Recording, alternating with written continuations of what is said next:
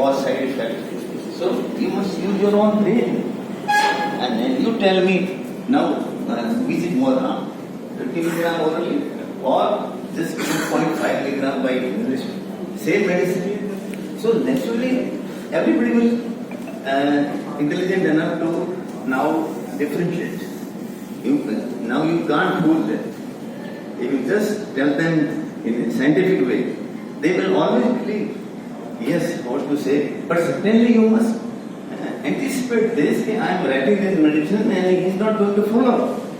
If he is not going to follow, what is the sense of writing medicines?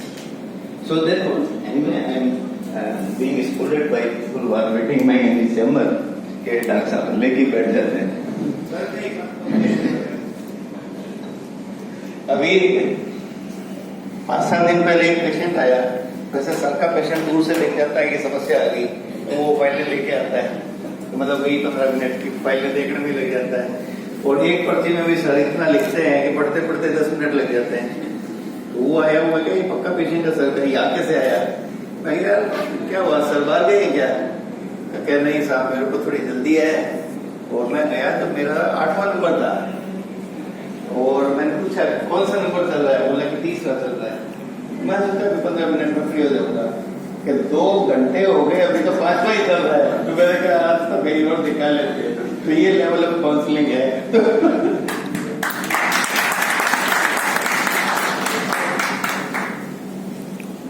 एक eye opener our experience I share with you.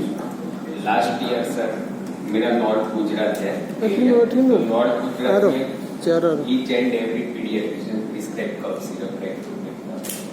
तो उस 2 महीने में sir करीबन हर एक paediatrician के पास जिसने पहले कफ सिरप पिलाया हुआ है, ओनली चाइल्ड इज ओके बोलता था सर, खांसी आ रही थी और आधा चम्मच पिलाया.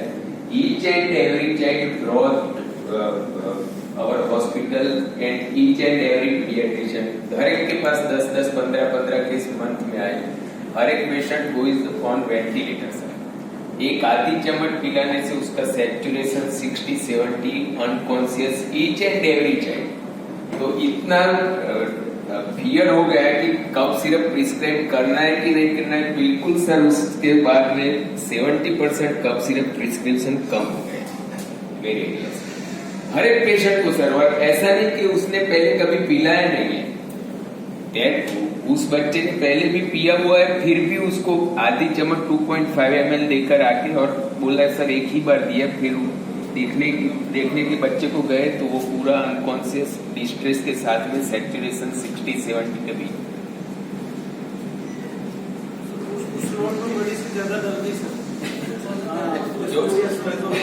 नहीं सर, ये 1 month paid experience to all the pediatricians. ये जो काउंसलिंग के लिए सर आपने दी एडवाइस बहुत सही. सर हॉस्पिटल में जो हम लोग क्या करते हैं कि जैसे एक किसी लेक्चरर या एसोसिएट प्रोफेसर 2 जने अगर काउंसलिंग करते थे, that is very effective sir. और सर अपने एक यूनिफॉर्म पॉलिसी हो, जैसे आज क्लिनिक में मैं अकेला, कोई भी मेरे कलीग अकेले हैं, उन्होंने काउंसलिंग की, एंड अगर अपन को लगता है कि पेशेंट को विश्वास में, we can say them to have another opinion also.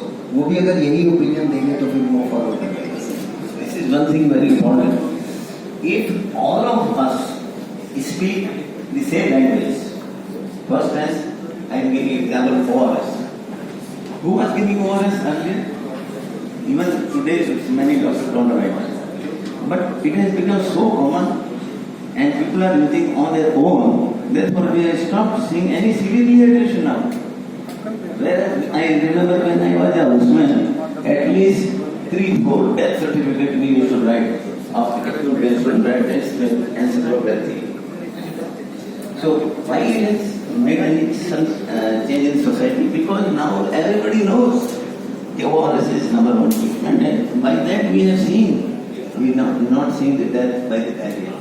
There is no houseman also daily, every day we were writing death certificates. So this is made because everybody of us spoke the same language. क्या देना है? ORS.